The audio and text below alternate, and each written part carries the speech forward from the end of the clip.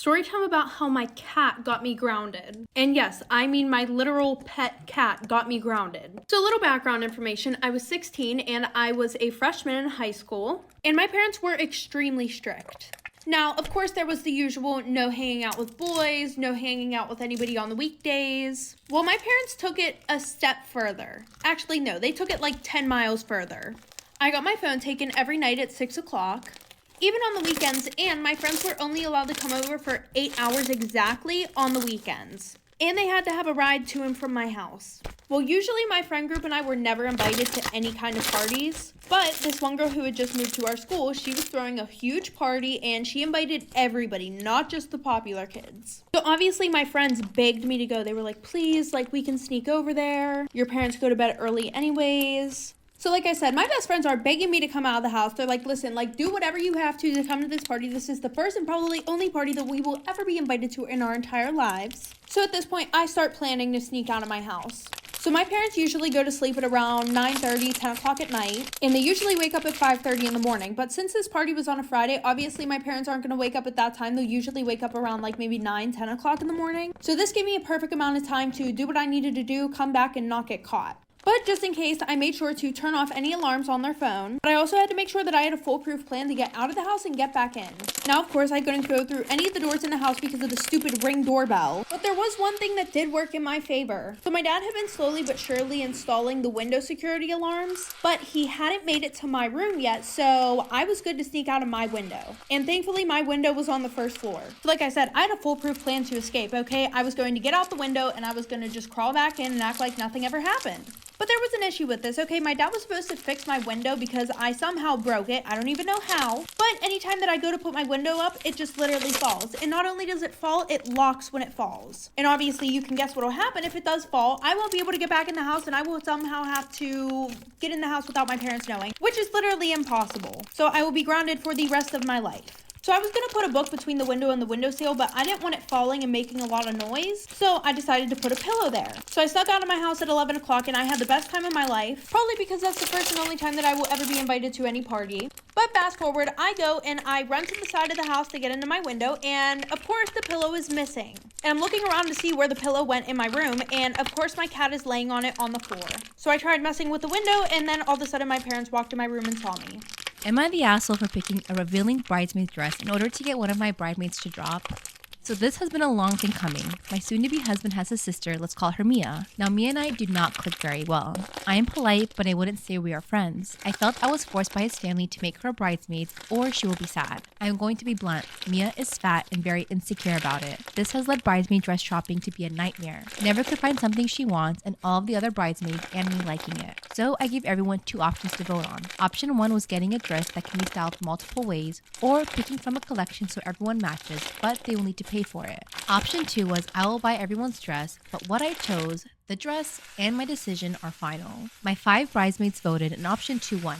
So I picked out a blue strapless dress with a mini slit. I really like it and I knew Mia would have an issue with it. I sent a picture to all of the bridesmaids and confirming the right size before I ordered it. This is where it blew up.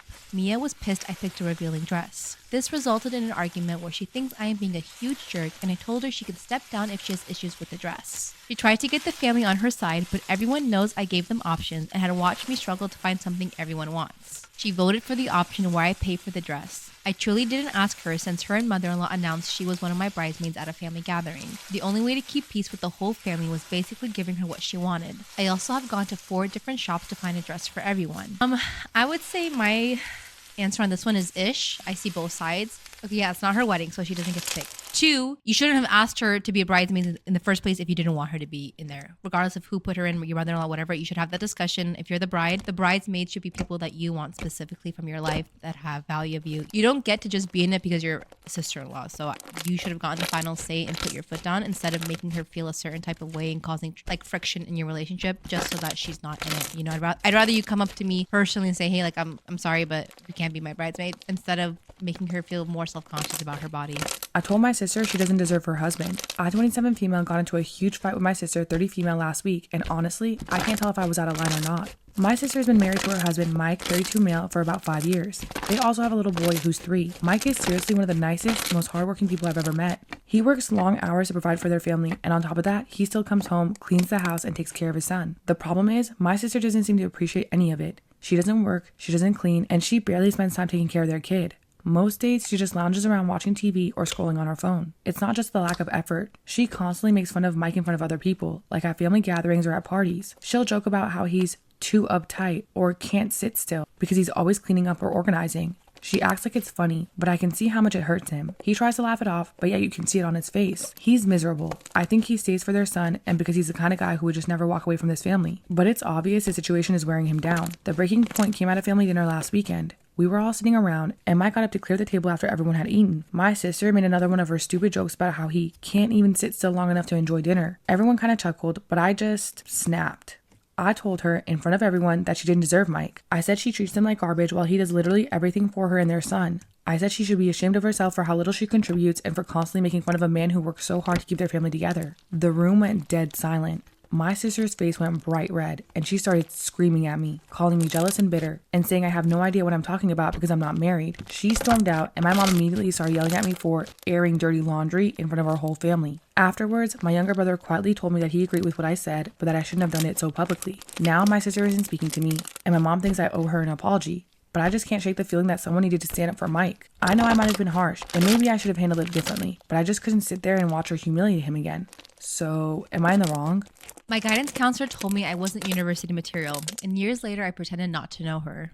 I know it doesn't sound much like revenge, but it was oh so sweet, let me tell you. Back in high school, I struggled hard. I had a stepdad who adopted me and then ignored me my whole life. And a mom who was wrapped up in making his life perfect. Yeah, he was what some would call a textbook narcissist, with my mom as his flying monkey. Anyway, school was a difficult time for me. I had a lot of anxiety and a hard time focusing. I attended all of my classes and was always doing very well on my assignments, but had trouble completing them. My guidance counselor was the same all through high school, and every year would start with a meeting with her and I would explain I needed some more help because I was struggling to focus. She brushed me off every time, stating that I obviously wasn't trying hard enough because I had no excuse since my stepdad, adopted dad, was, wait for it, a social worker for the school board and a personal friend of hers. Yeah, it was awful. At the end of high school, we had our obligatory meeting about what college or universities or trade schools to apply to. I told her I was interested in psychology and I would like to be a counselor or to teach psychology. The woman scoffed, literally scoffed at me. She said, and I quote, "Please do not apply to university. It would be a huge disappointment for you. You are not university material and you may be better with the community college or even certificate in administration." Now let me say, there is nothing wrong with going to community college or getting a certificate in something. Nothing at all. But this woman's words would haunt me my whole life. I wanted to pursue something I was very interested in, and she essentially told me I wasn't smart enough or capable enough to do it. Can I just say something? Okay, as someone who went to community college, I'm very pro community college. I love community college. As a counselor, right, I think the hardest thing is finding that motivation for kids to want to pursue something. If you have a child who's telling you, hey, I want to pursue this, it's your job to help create that path for them to get there. You give them all these options, say, hey, if this is what you want to do, use this, or this to get there. The hardest part is getting them to pick something, I think. If he had something, you just shitted on him to be like, oh, no, you can't do it. That's horrible. Oh, they got you fired around the spot. You are in the wrong field, my friend. Fast forward to my late 20s. I worked at a variety of small jobs here and there and became very depressed. I finally decided one day that I'm applying for university. Well, I got in and I graduated with honors. So I went to teacher's college for another bachelor degree. Again, graduated with honors. And about 5 years ago, I finally finished my master's in behavioral psychology. 2 years ago, my stepdad died. And who was at the visitation? My old guidance counselor. She came right over and started talking to me immediately like she knew me, like we're old friends. I cut her off and said, "I'm so sorry. You must be confusing me with someone else." She looked absolutely shocked and said, "I was your guidance counselor for 4 years." And I just shook my head and gave the best blank look I could give, shrugged and said, "Sorry, I honestly don't remember you." When I left, she looked a bit confused and disappointed. I think she had hoped for me to have all of these good memories of her, how helpful she was to me as a teen. But nope, I wanted her to feel that she was nothing to me, had zero effect. Even though she did affect me, I wasn't going to let her know that. My mother's new fiance wants me to call him dad. He's 24, I'm 35, and my mom's 58. How do I navigate this? This is all so weird. I'm a 35-year-old man, and for some backstory, my dad died when I was 19, leaving my mom with me and my 2 siblings. I'm the oldest. It took some time, but eventually, my mom started dating again. We don't live together per se, but our houses back onto each other and have a gate, so it's pretty common for her to offer to do my laundry, or me just go over for dinner, or go look after our dog, that kind of stuff. Plus, me and my siblings go over there for dinner every other Friday night or so. A bit after she started, the men she's been dating have been getting younger and younger, and I've never had a problem with them. She's been very open to me and my siblings that she wants to get married again, and we've always been supportive, at least after the initial shocks. The latest guy is by far the most serious, and they've been dating since around last June. He proposed at the start of autumn, and they want to get married next summer. Again, me and my siblings are fine with this because it's her life and we trust him. He's a nice guy and they clearly love each other. So long story short is, this weekend, her fiance, let's call him Phil, calls me and asks me if I could come over. I say, yeah, sure, I'll be over there after work, and I assume she just needed help with some DIY stuff they're doing. When I get over there, he calls me sport and says that we need to talk. I should mention this is something that he does to me and my little brother, calling us things like kid, sport, scout, little buddy, or my personal favorite, calling us red and blue, seemingly out of nowhere. My brother is 30, by the way. He tried it with my little sister, 28, and called her princess once, but he stopped when she just stared at him. So, thing with Phil is that he just reminds me a lot of Charlie Day's character in Horrible Bosses, in that his sole ambition has always been to meet a girl, get married, and have a family. When he told me and my brother about this, my brother made some joke about how maybe our mom's going to come short on the last part, and he got very upset, but they made up after. Anyway, so I go around and ask if my mom's around, and he says no, it's just him and that we really need to talk man to man. I say sure, and he starts talking about he always wanted to be a father, etc., and raise a son to call his own, and then he drops his bombshell by saying, now, I know I can never replace your father, the man who made you, but it would mean the world to me if you could call me dad. I'll admit it, I snickered a little, and then I knew he was serious because he looked like he was about to cry, and he didn't drop it either. I asked if he really meant it, and he got really emotional and started talking about what it means to be a man, and how his purpose is to have and provide for a family, and he wants me and my siblings to be part of that family.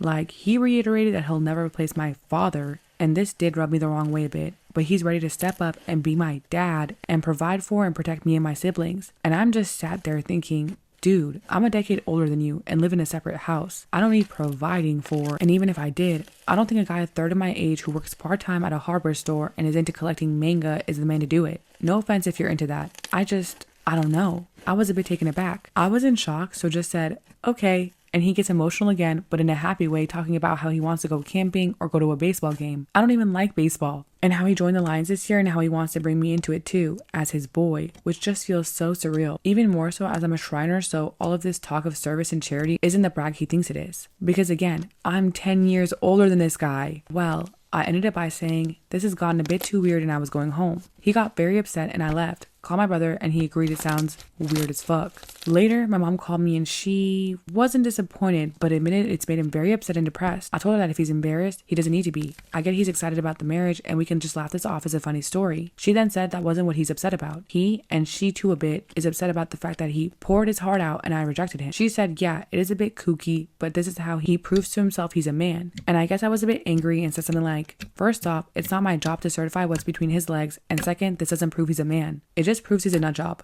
I apologized immediately, but she said she didn't want to hear it and hung up. She called back 10 minutes later and we apologized and she begged me to just go along with it until he has some kids to call his own. I won't go into too much details here, but she sort of let it slip that they plan to try IVF treatments because she's not ready to give up on being a mom just yet. And while I have my own thoughts about whether or not that's a good idea, I'm not here to litigate on that. We finished up fine and I reiterated I'd support her and she agreed that it was definitely a stressful situation for me, but begged me to at least think about it. Which leaves me here. I thought it over and obviously I'm going to say no. I have a dad and he died. Rest in peace, Dad. And that's the only dad that I've ever needed, I've ever wanted, and I'll ever bestow that title upon. I'm not asking if someone's unreasonable or what I should do. More so, what I should say. This clearly means a lot to him for some reason, and I deeply love my mom, but I want to try to minimize the damage, especially as we're still so involved in each other's lives and they live behind me. How can I make it clear to them, as painlessly as possible, that I think this is weird and borderline offensive? I really don't want to rip the band-aid off because I fear what it might do to the family. So, what should I do?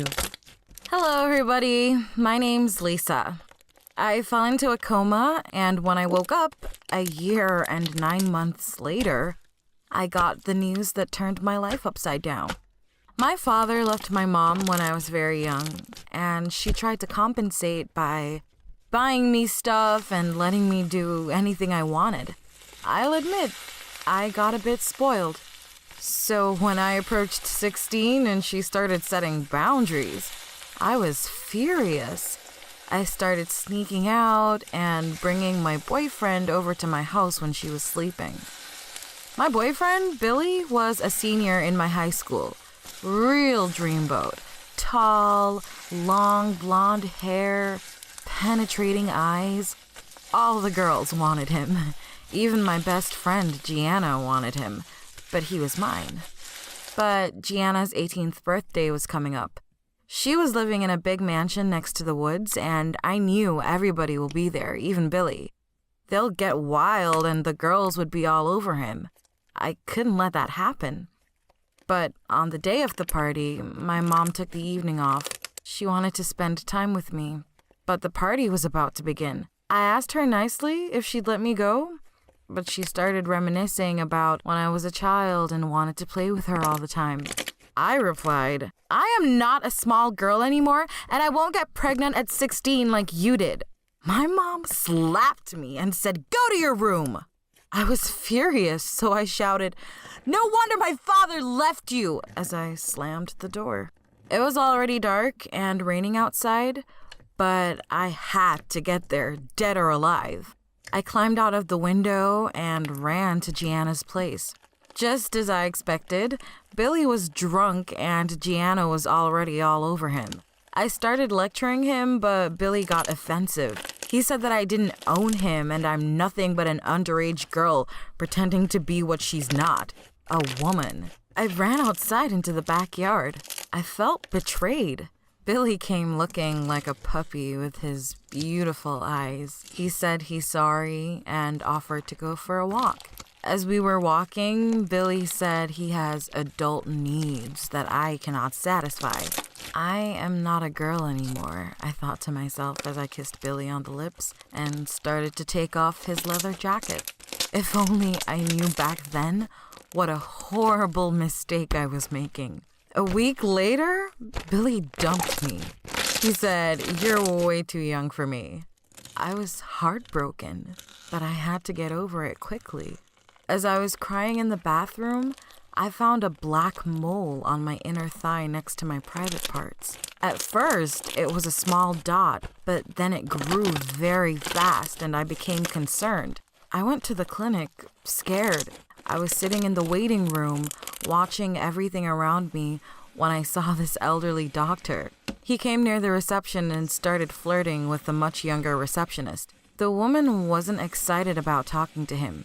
Then he turned to me, smiled, winked, and walked away. A chill passed down my back. He looked creepy. Back then, I didn't know what a big part he was going to play in my life. Finally, my doctor waved at me to come in. I told him about the black mole that disappeared. Where was the mole? I pointed to my groin. He asked me if I went into a forest lately. Yes, I replied. He said that it could have been a tick bite, but it's better if I see a specialist. He then wrote down a name. All I could think of was the other elderly man checking my groin. I didn't think so I tossed the paper. I didn't want to go back to the clinic and told my mom that it's all fine. But then the fever started and occasional headaches. For a few weeks, I felt exhausted and tired. One day, I needed to excuse myself in class because I threw up. I felt so ashamed I didn't go to school for the next few days. Gianna started spreading rumors that I got pregnant, but I tried not to worry. I kept telling myself, it's just the flu. I checked the symptoms of tick bites on WebMD. It's just my immune system fighting the infection, no big deal. But after 1 week, I started hearing voices and noises at home. I'd see Billy on a doorstep, but the next minute, he was gone. My vision got blurry. I thought to myself that I should take some antibiotics. All wobbly and shaky, I reached my mom's drug cabinet. I opened most of the boxes when I fell on the ground, smashing all the pills around me. I passed out. Next thing I remember, I was at a hospital. My hands were tied to the rails of the bed, and that creepy doctor was next to me. I wiggled around in bed. He smiled and told me to calm down. He pushed me down on my head and legs. I was breathing hard and passed out again. What I didn't know at the time was that I had edema. In other words, my brain was swelling and it wasn't getting enough oxygen. It was caused by a virus I got from the tick bite. I was in a coma for a year and 9 months. I was dreaming about that doctor pushing me down and calming me while I was tied to a bed. It became a nightmare that I was reliving. For almost 2 years, I was breathing and fed via tubes. Then I woke up. It was morning. The nurse came to move my body and change the sheets, but she wasn't alone. With her came the elderly doctor from my dreams. I freaked out, but couldn't move. My heart rate jumped. He came closer and smiled. I blinked a few more times. He opened my eye and flashed a torch before it. I felt blinded, like in my dream. I felt trapped. He lifted my bedsheet and tickled my feet. He turned to the nurse and said that she could pull the tube out. I thought he wanted to kill me. After a couple of hours, my mom rushed into the hospital. I still couldn't talk or move. She started crying, but it was tears of happiness. I couldn't express it, but I was happy too. Happy spending time with Mom. A couple of months passed, and I managed to learn to blink my eyes, smile, and wiggle my arms. My speech was slurred, but at least I could say yes or no. But then, another horrible, terrible news hit me. It was time for my daily checkup. The nurse came to change my clothes. As she undressed me, I noticed a scar across my belly. I freaked out. At that moment, the doctor walked into the room. It was the elderly doctor from my nightmares. I started repeating no as he approached my bed. He smiled and leaned over. "Don't worry, Lisa, your baby is alive." "Baby?" My mom came in. She held my hand and told me, "I didn't want to worry you. Turns out, I gave birth while being in a coma. The baby was born at 33 weeks. She was kept in the incubator and was fighting for her life. She asked if I wanted to see her. I said no.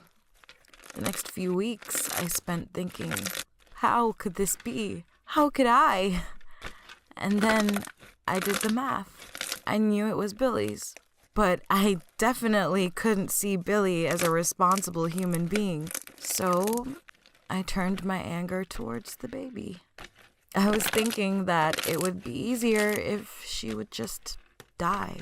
At least I learned that the elderly doctor wasn't scary at all. Actually, he was the funniest one. He told me he couldn't stop smirking because that's what makes his granddaughter smile, and I reminded him of her. His name was MD Hernandez, but the kids called him Latin Santa. It was one of the last days before they were to let me go back home.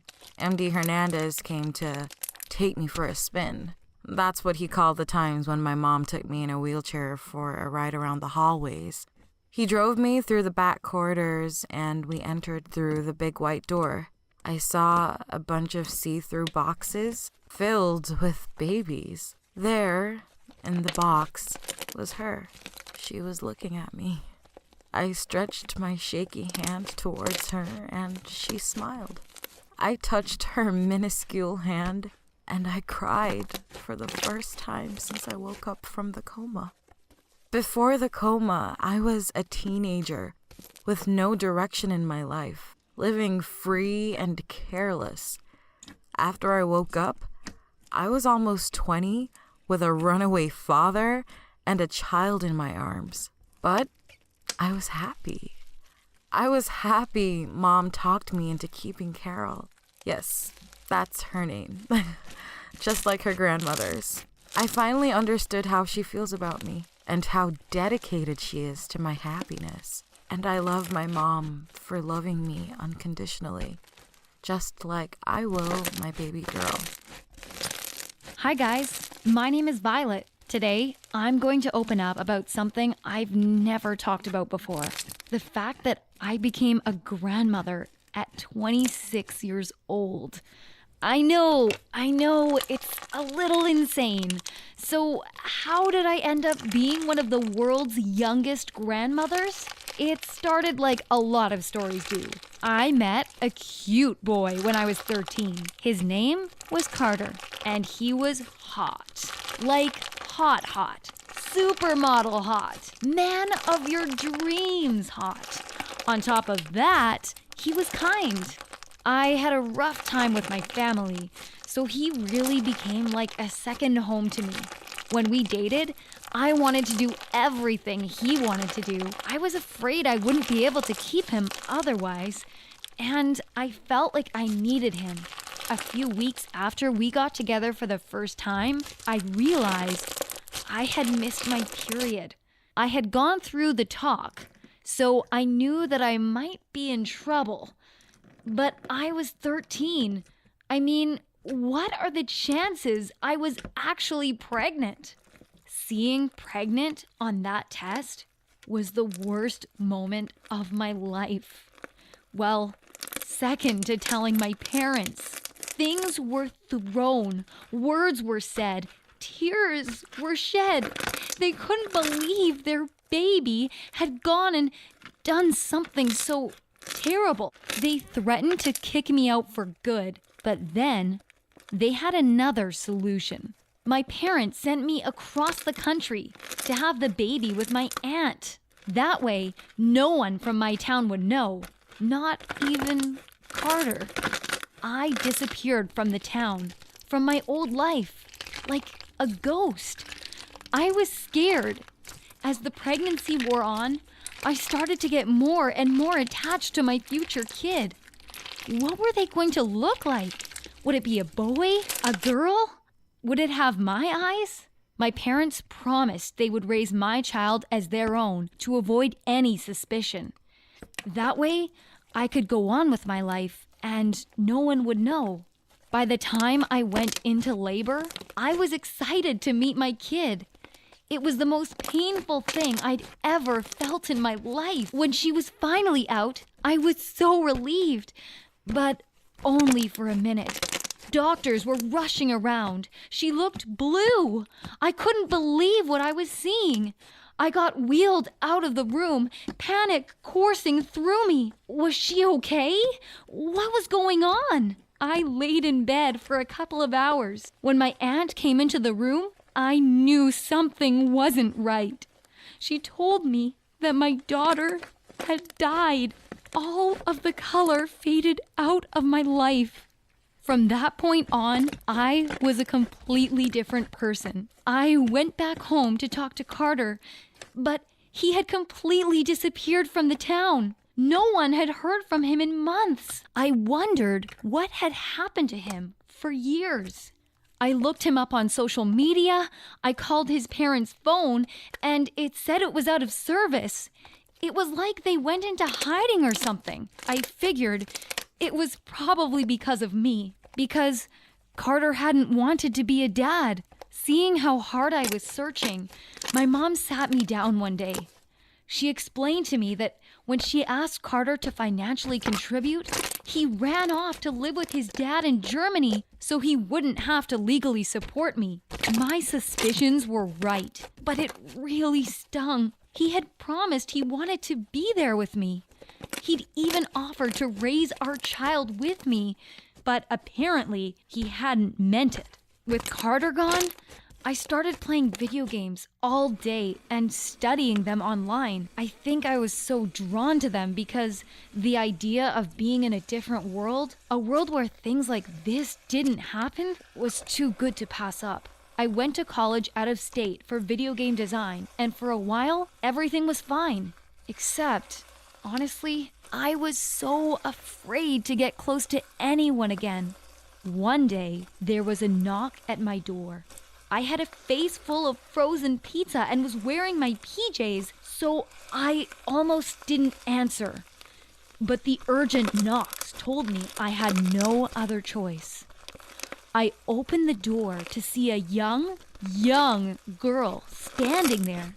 She had to be like 12, 13. The second she saw my face, she started to sob. I mean, I get it. I looked like a mess, but come on. That's when she told me she had nowhere else to go, and she rushed into my apartment. I literally had no idea who this girl was. She was a mess. I started to wonder if she had lost her mind. I told her to get out, or I would call the cops. She pleaded with me to stop, and then she said something that would change my life forever. I'm Kea, your daughter. My whole world shattered. I started to question who I was. What the heck was going on here? My daughter was dead, wasn't she? That's when Kea explained everything. She had been raised by my aunt. She found out I was her real mother at an early age by mistake. Since then, she'd always wanted to meet me, even though my aunt wouldn't let her. I had to sit down for a minute. My daughter had never died? Everyone had just lied to me? This whole time? Why had they told me she was dead? When I asked her why she was here, things got even more complicated. Kea told me she was pregnant, and my aunt had kicked her out. I felt like I was looking at myself in the mirror. I looked around at my pizza box, video game-filled apartment, and I realized I didn't have a choice. Kea needed a home. Kea was in the same situation I had been in years before. I couldn't just ship her off like my parents had. I couldn't reject her or lie to her like everyone had lied to me. So I welcomed Kea into my home, and I helped her with her pregnancy. For the first time in my life, I actually felt connected to someone. The first few weeks were rough, and she was crying every day. But after a few months, Kea asked me when she was going to meet her dad. I told her no one had heard from Carter in years. She shook her head and handed me an envelope. Inside, it read, "Hey kiddo, we've never met, but I love you. Your dad, Carter." It was his handwriting. You know when you want to throw up and throw confetti at the same time? That was me in that moment. He was still around? When did he get back from Germany? Why had he abandoned me? I looked at the front of the envelope. There was no return address, but it was stamped from the city I was living in now. I flipped the letter over to see it was written on stationery from the local hospital. I knew what I had to do. With Kea in tow, I rushed to the nearby hospital to be reunited with him. I asked the counter if there was a Carter working there, but everyone told me there wasn't. I felt crushed. I realized maybe he had just been a patient. I searched online for him, but to no avail. Eventually, I decided I had to cut my losses. Again. Maybe it just wasn't meant to be with Carter. As heartbreaking as that was, I was going to go through another birth alone. The day Kea went into labor, I rushed her to the hospital. She was scared, but I told her everything was going to be okay. If I could do it, so could she. When she was delivering, the NICU nurse came in. When I met the NICU nurse's eyes, my heart started beating out of my chest. It was Carter. I would know those eyes anywhere. I saw a tear start to form when he realized it was me. I glanced at his name tag, which said Andrew, his middle name. We snuck out into the hall. Without hesitation, we kissed. I cried, asking why he had left me. He told me the truth. My parents had paid him to leave town and threatened to make his life a nightmare if he stayed. He'd been in this city living as Andrew ever since. I couldn't believe it, but I knew the lies and confusion were all over now. Later that day, we got to hold our granddaughter in our arms and our daughter, both for the first time. We're working together to raise our granddaughter and Kea at the same time. But I finally feel like I have a family. Hello, everyone. My name is Michaela, and I found the secret my mom was hiding for 20 years. As long as I remember, my mom was very secretive. She didn't like to talk about her past or her youth, and she always kept her bedroom locked. My father left us when I was very little, so the only memory I have of him is the packed suitcases near the door, and his angry, wrinkled face, sighing and mumbling time and time again, "Our lives are just a bunch of lies." This sentence has always been ingrained in my memory, but I'd never really given it much thought. I should have, as I'd been lied to my whole life, too. It all started to unravel when I was 16. My cousin Alyssa's graduation was coming up, and we were invited to come. The same weekend, my mom and I had planned to go on a road trip. We had booked hotels and everything. But as soon as we got an invitation, she started telling me that we had to cancel our trip. I was really mad. I think we were in the kitchen when it really got heated. I shouted, "Geez, who even cares about Alyssa?" My mom shouted back, "I do, and you should too." She left and locked herself in her room. A week before graduation, she became even more stressed. She was all over the place, counting every penny. My mom had a well-paying job, and we weren't big spenders, so I had no idea what was causing this. I started thinking that my mom had gotten herself into some deep trouble, so I started snooping. Trust me, it wasn't easy, because she kept everything under wraps. My first idea was to somehow get into her bedroom when she wasn't at home. That was not an easy task, since she always locked it. One morning, I decided to make a copy of her key, so when she was cooking breakfast, I took her purse and started searching for it. I was in the bathroom with her purse when she started knocking on the door. "Michaela, you're not the only one in need of the bathroom." My heart was pounding. Not only would I get caught, but I couldn't even find that freaking key. I quickly put her purse with the makeup near the bathroom sink. Thankfully, I wasn't caught, but I had to think of some other way to get in. That's when I remembered one of my classmates, Emilio, being very crafty. His father was a mechanic, so he sure as hell should know how to open that door. Emilio didn't really hang out with others, so I knew it was gonna be easy to charm him. I walked up to him when our classes were over. "Want to hang out?" I decided to be pretty straightforward. Emilio shrugged his shoulders. "Sure." You wouldn't believe how irritated I was. He agreed, sure, but it was like he didn't care that the most popular girl in school was talking to him. Finally, we reached my home, and I tried making small talk. "So, why are you always hanging out alone?" I asked out of curiosity. He shrugged his shoulders again.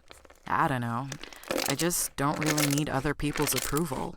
After 20 minutes or so, I finally worked my mom's bedroom into the conversation. Seriously, it took him 3 minutes to open that door. 3 minutes! I opened the door and started searching for clues immediately. But when I turned to Emilio, I saw him looking over the room too, as if he remembered it or had seen it somewhere. "What is it?" I asked him. His eyes widened, and something in his memory clicked. "I've seen this room before," he said. I was shocked. I'd barely been in this room. How could he have seen it? "What the hell are you talking about?" I walked up to him, ready to punch him. "I saw my dad watching it." He kept mumbling, but I still couldn't understand exactly what he was saying. "Speak up!" I shouted. "I saw my dad watching these live streams online, in secret," he said as he looked at the picture of my mom framed on the wall. "I'm about 100% sure I've seen this woman, your mom, there." I felt so ashamed. I wished that the ground would swallow me whole.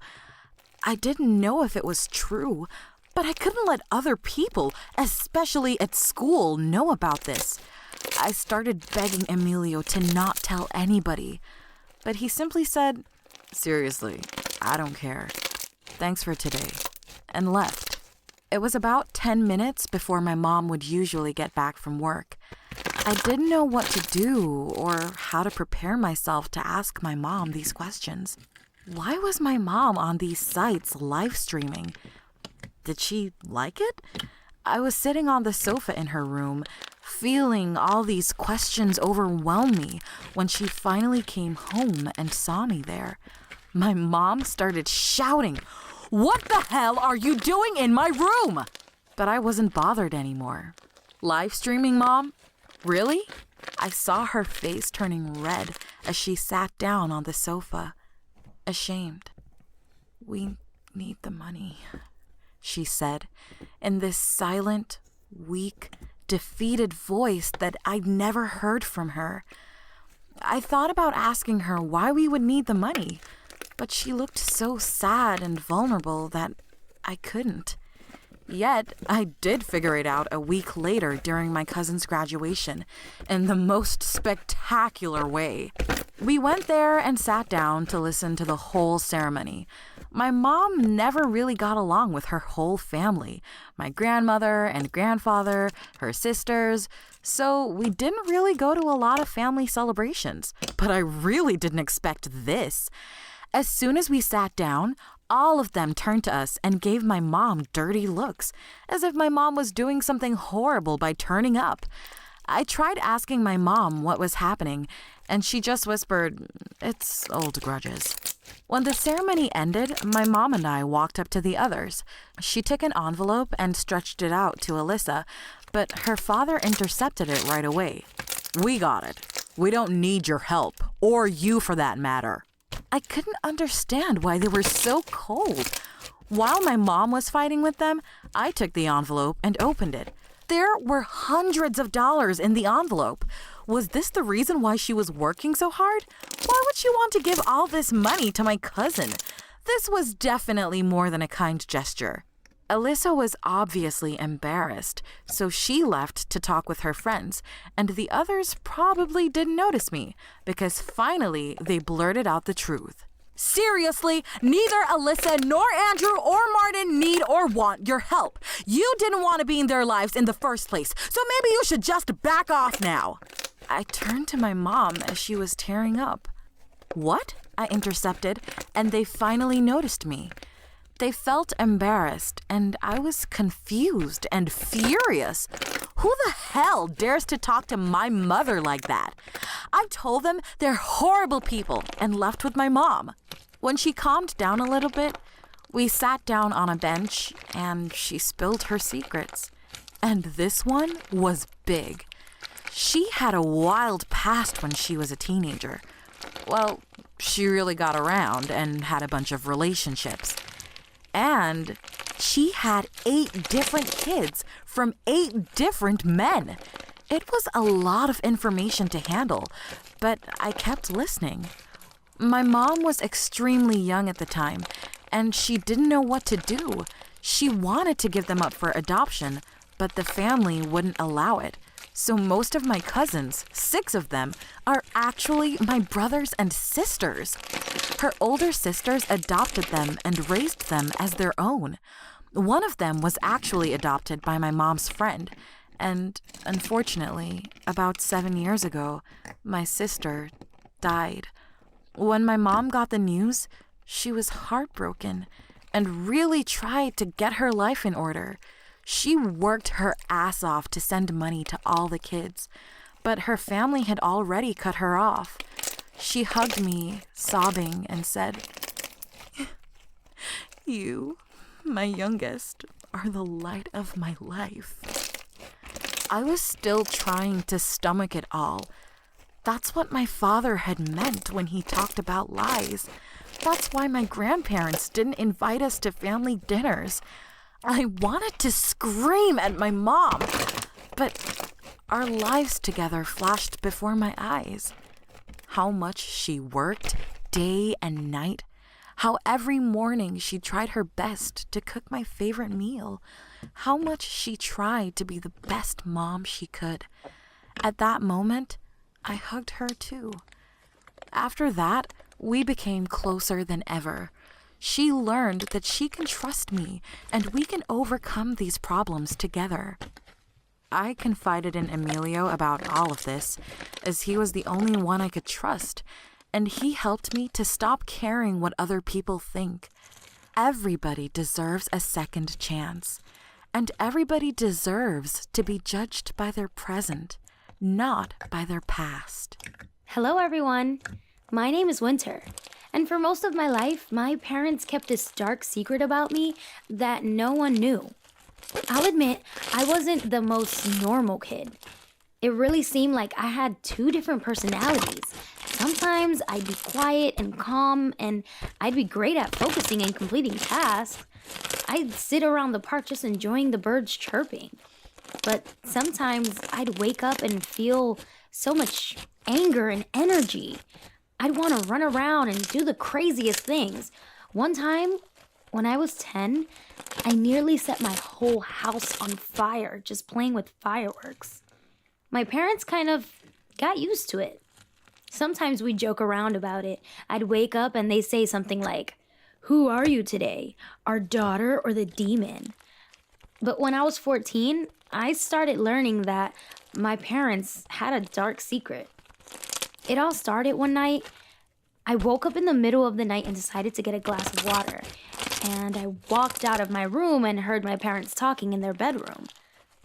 I don't know why, but I decided to listen. I heard my mom asking, "Do you think about summer too?" It was the first time I'd heard this name, but I felt like this person must have been someone important. Then my father said, "I know you blame yourself, and you shouldn't." And my mom started crying. My father added, "We can visit her grave tomorrow." Her grave? I heard my father coming near the door, so I panicked, and I went back to my room, but I couldn't fall asleep for most of the night. Who was Summer? Why would her death have been my mother's fault? But the strangest thing is that night, when I eventually fell asleep, I had the strangest dream. I was still 5 years old. I was playing with a box of matches, and I set the house on fire. I heard my parents' screams and someone else's, some woman or a girl. I woke up drowning in my own sweat. Was it only a dream? I knew that sometimes I had a temper that I couldn't control, but could I have done something horrible that I didn't remember? This thought kept bugging me. That morning, my parents went to the supermarket, or so they told me. I knew they were going to her grave, and I decided to search for the truth. I went to our basement where they kept most of the memorabilia and things from my childhood. I had no idea what I should be looking for, but there had to be some clues about this Summer. I went through most of the boxes, but I couldn't find anything. There were some old documents, my toys, and letters to Santa, all that stuff, but then I found this little box. It had a label. I read it, and my heart stopped. On the label was written, "Baby sisters." But I had no sisters and no brothers. I opened it and saw 2 pairs of identical socks and 2 pacifiers. One was pretty worn out. It was mine. The other seemed new, unused. Did I have a sister? What did my parents do to her? I came out of the basement shocked and confused. For a couple of weeks, I watched my parents closely. I didn't want to ask them directly. I was scared. I didn't know if I really wanted to find out the truth. But one evening, I couldn't be silent anymore. My mom was cooking, listening to some weird music and humming. Maybe it was paranoia, but she seemed like she was in some kind of a trance, and she was chopping onions very aggressively. My father came up to her, took the knife from her very gently and said, "You know you shouldn't handle these big knives, right? Remember?" And she laughed. almost hysterically. I don't know. It all seemed just a little bit off. My heart was pounding. I thought to myself at this time, could I have been living with psychos who would get rid of their daughters? I worked up the courage, walked up to them, and I shouted, "What the hell happened to Summer? How could you do it?"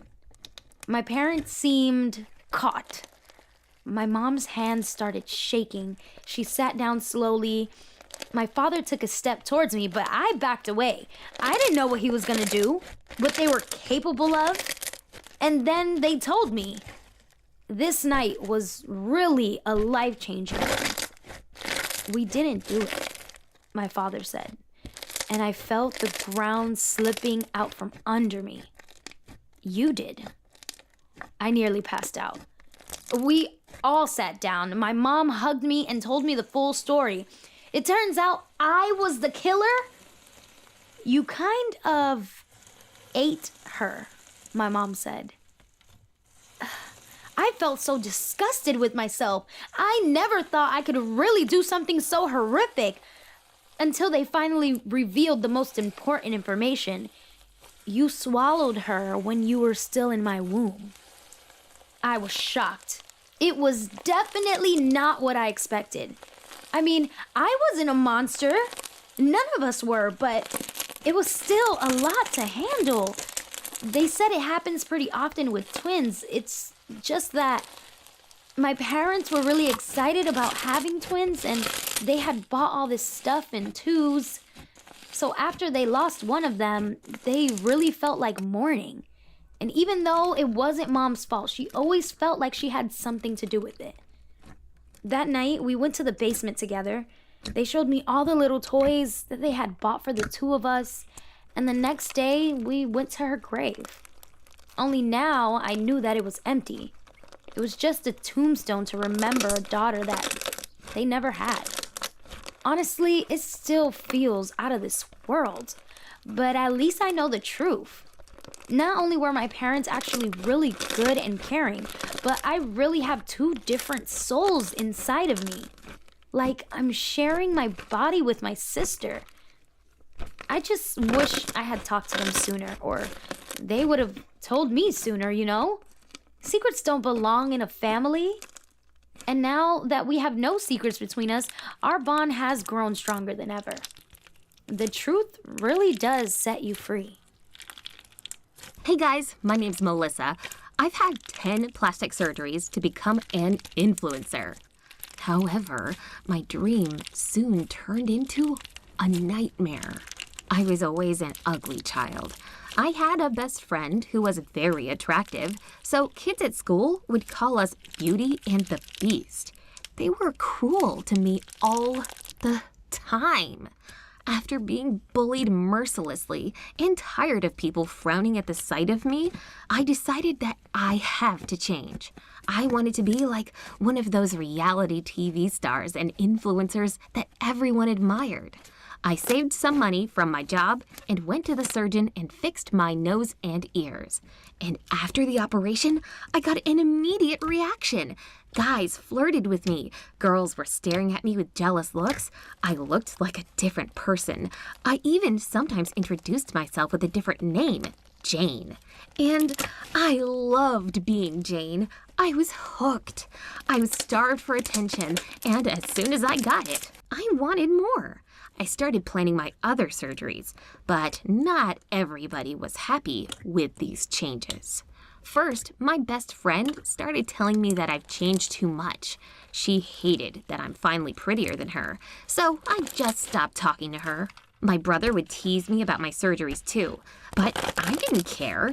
I got a breast enlargement and was as happy as ever. I started taking pictures of myself, posting them on Instagram, and in a month I got like 20,000 followers. People thought I was beautiful. Even my brother's best friend agreed. Since I had my surgery, his best friend Harry started coming to our house more often. He'd tell me that I had beautiful curves, that he couldn't keep his eyes off of me, even joked about hanging my picture in his bedroom just to see me every day. I'd sometimes see him sneaking a peek when I'd go to change my clothes. I felt admired and attractive. But it wasn't enough. I didn't want to be just beautiful. I wanted to be famous. So I got butt implants. I'd get messages from people telling me how inspiring I am and how they're jealous of my looks. Nobody had ever told me that before. But this one incident that happened soon after nearly destroyed me. You see, they weren't the only messages I started getting. There was this one mysterious account that got my attention. It started texting me 10 times every single day. They weren't insults. They were compliments, I guess. He'd write me that he wants to touch me all over or something like that. I was grossed out, so I ignored it. But then he started commenting under my pictures things like, "Write me back or you'll be sorry." I became paranoid. I tried looking at his profile, but there were no pictures. And the most creepy thing is, I was the only person he was following. And it got worse and worse. One time, I was coming back home from the mall, and I got this message from him. I opened it and nearly dropped my phone. There was a picture of me going home alone. Was he following me? I ran back home, locked the doors, and felt my heart beating so fast. I thought that I should calm down, sleep, and in the morning decide what I should do. But the morning brought me more fear. I opened my Instagram, and there it was, another picture of me. But this time, oh God, it was taken literally from the doorstep of my home. I screamed. I went and checked every door and every window of my home, but they were all locked. Then Harry came downstairs. Harry looked at me and said, "Hey, beautiful," with this creepy smile. I didn't know why I'd never noticed it before, but it was uncomfortable. And then it hit me. Harry was sleeping at our house tonight. He knew what I was doing most of the time, and he always made these creepy, sleazy comments. It wasn't just some stranger, it was him.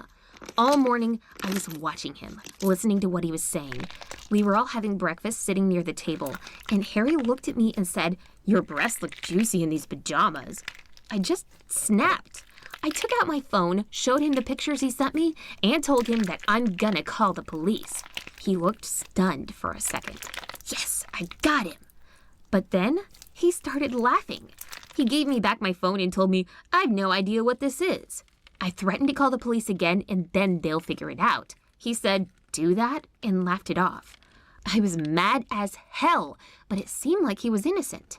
I went back to my bedroom, confused and scared that it might really be a stranger. I locked my door just in case, spent the day in bed, and only came downstairs to help my mom prepare dinner.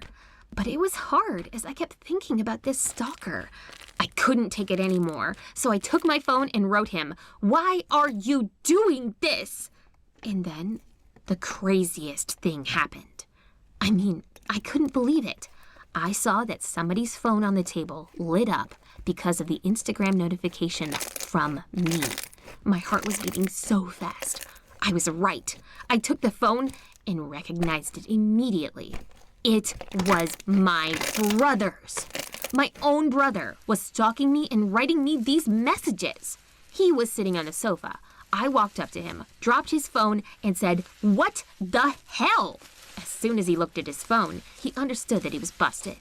Then he simply smiled and told me, "You want to look like trash? You're going to be treated like it." God, I couldn't even look at him anymore. I told my mom that I'm not feeling well, ran back to my room, and cried the whole night. Yeah, I was treated horribly when I was at school, but my own family hurt me way worse. I deleted my account instantly and started packing my things. I couldn't be under the same roof as him anymore. My friend took me in and helped me recover after all of this. After a while, it seemed to get better. I still felt disgusted. Anytime a man looked at me, I remembered his words. Until I found this one amazing man. I met him in a cafe, introduced myself as Jane, and after a week or so, we started dating. I thought everything was going so well, but then the most terrible thing happened. My implants caused an infection, and I needed to replace them. I thought this was it. My boyfriend will leave me, and my influencer career is over. Surprisingly, not only did he not leave me, but he also said he loves the way I am, and we will go through it together. Then I found the courage to share my story on Instagram. And you know what? My career didn't end, and my fan base had the biggest growth spurt ever.